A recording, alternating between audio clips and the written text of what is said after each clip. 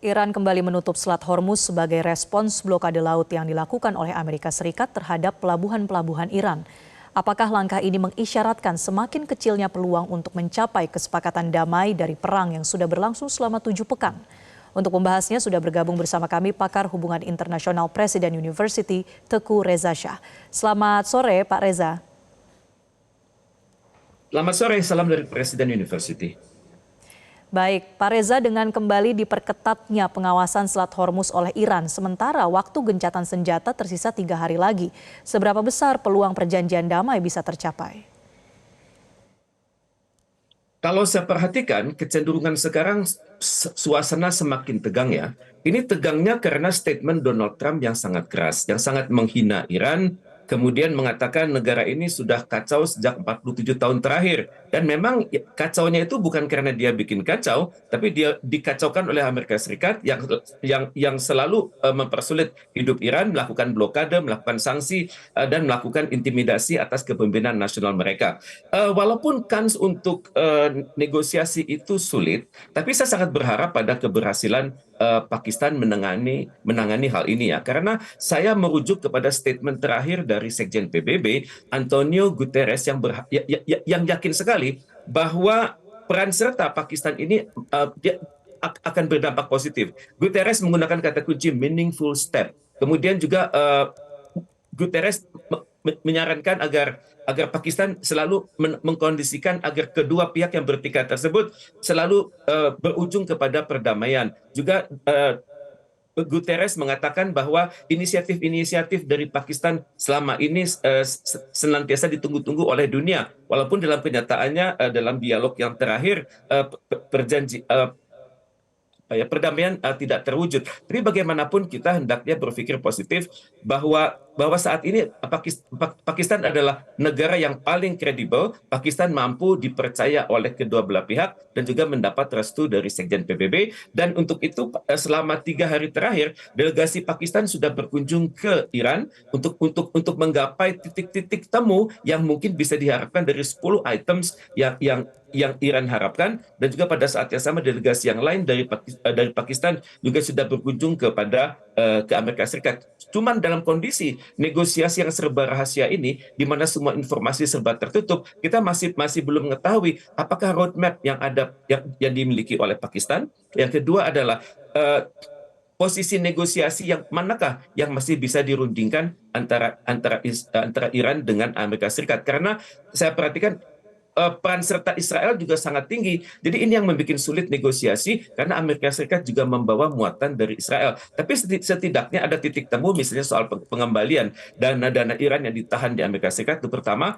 Kemudian tentang potensi Iran boleh menaikkan persentase nuklirnya sebatas dalam pengawasan IAEA dan jauh dari angka 90%. Kemudian juga perihal Hormuz. Mereka belum berbicara bagaimana perihal Hormuz bagian luar. Kalau bagian dalam itu memang secara hukum internasional adalah kewenangan dari Iran. Ya, Pak Reza, kalaupun kemudian sisa 3 hari masa perundingan atau gencatan ini belum tercapai kesepakatan damai secara penuh, apakah kita bisa berharap ada semacam nota kesepahaman awal antara AS dan Iran? Dan kalau iya, kira-kira ini akan menyentuh persoalan apa saja, Pak Reza? Memang sangat sulit ya mencapai hasil di mana 10 aspek itu benar-benar disetujui oleh kedua belah pihak. Karena kedua belah pihak memiliki prinsip kedaulatan. Mereka memiliki kepentingan nasional. Dan selama ini dalam bayangan Iran, kalau negosiasi dengan Amerika Serikat itu pertama, pada saat dialog Amerika Serikat tidak akan jujur. Kedua, pada saat nanti membangun kerjasama Amerika Serikat juga akan mengingkarinya. Dan terakhir, pada saat nanti sudah terlibat dalam suatu proyek kerjasama, walaupun sudah diketahui oleh PBB, Amerika Serikat tentu itu akan menggunting dalam lipatan. Jadi ini adalah framework yang sudah ada di dalam benak di dalam benak Iran, bahwa dialog kali ini kemungkinan untuk gagal itu besar. Tapi bagaimanapun juga persetujuan awal itu masih dimungkinkan.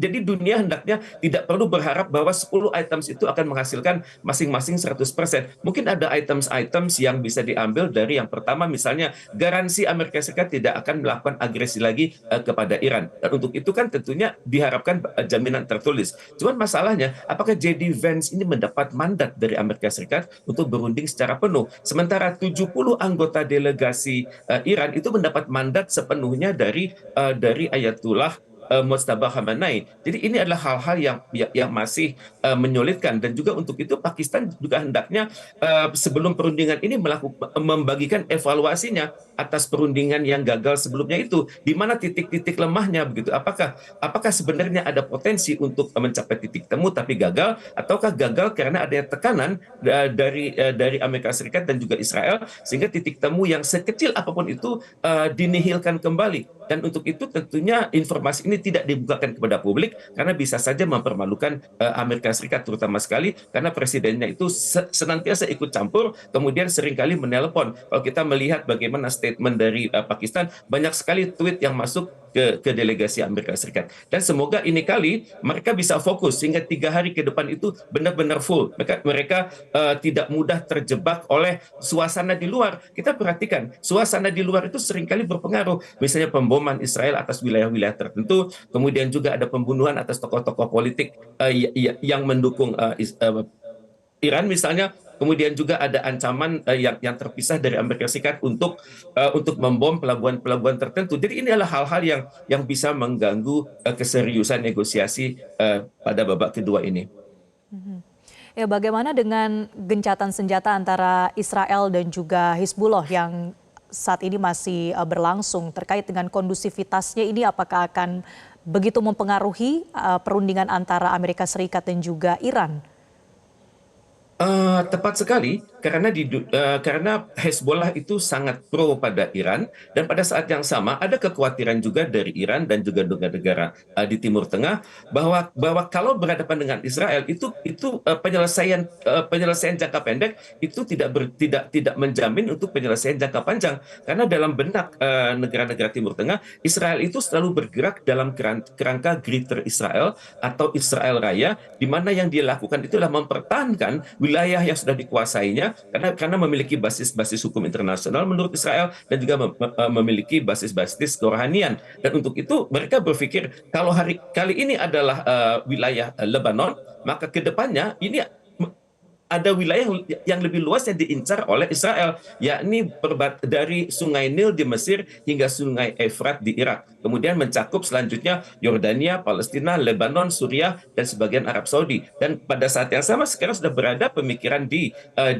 Turki bahwa tidak mustahil sasaran selanjutnya dari Israel tersebut adalah Turki. Jadi ini adalah hal yang membuat perdamaian itu sangat sulit. Dan perihal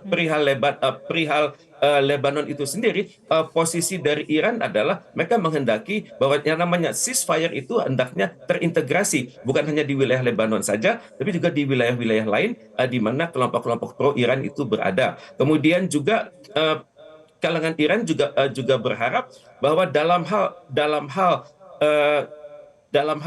ceasefire tersebut ini harus diterapkan secara konsisten, di mana pasukan-pasukan Israel itu keluar dari wilayah-wilayah yang dikuasai mereka. Jadi kalau kita berbicara soal gencatan senjata, maka posisi Iran sangat keras dan juga posisi Israel sangat keras. Pada saat yang sama sudah ribuan manusia wafat di Lebanon tersebut.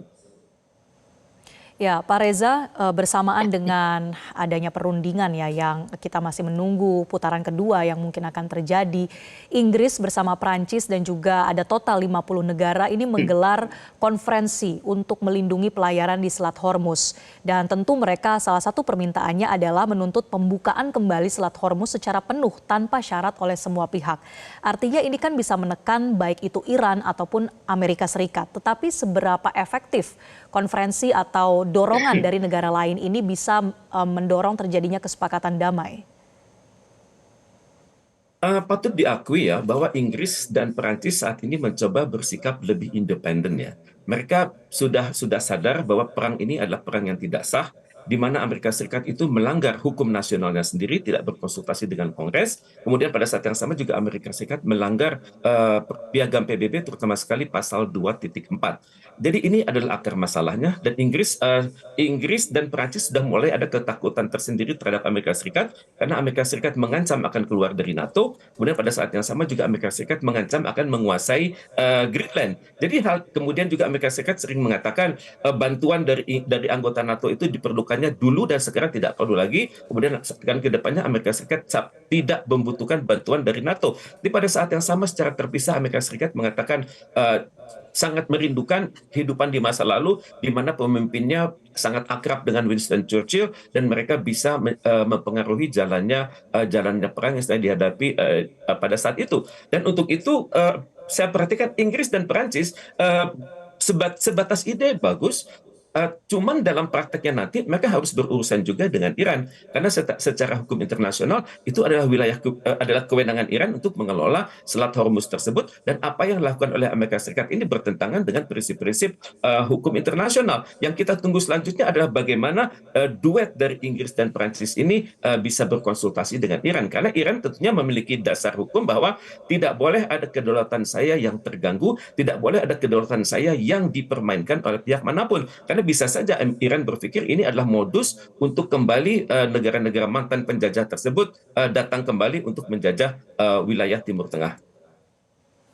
Ya, dari analisa Anda, Pak Reza, apakah nanti gencatan senjata ini akan diperpanjang atau justru kemudian akan ada agresi-agresi lain setelah tanggal 22 April nanti? Untuk itu saya sangat berharap ya kedua negara ini menghargai harapan dari Sekjen PBB. Antara lain adalah mengharapkan adanya ceasefire, adanya maritime security, mengharapkan adanya no military solution. Jadi perdamaian itu harus benar-benar diupayakan oleh kedua negara tersebut di bawah supervisi Pakistan ya. Kemudian untuk apakah perdamaian akan terwujud? Saya pikir kuncinya sekarang adalah blueprint yang dimiliki oleh Pakistan. Kemudian blueprint tersebut hendaknya benar-benar dikuasai oleh Pakistan dan sudah ada butir-butir yang disepakati dengan kedua negara tersebut. Saya perhatikan 10 butir tersebut sebenarnya sudah diterima oleh Donald Trump dengan catatan ini dapat menjadi landasan buat dialog di Pakistan nanti. Tapi apakah sudah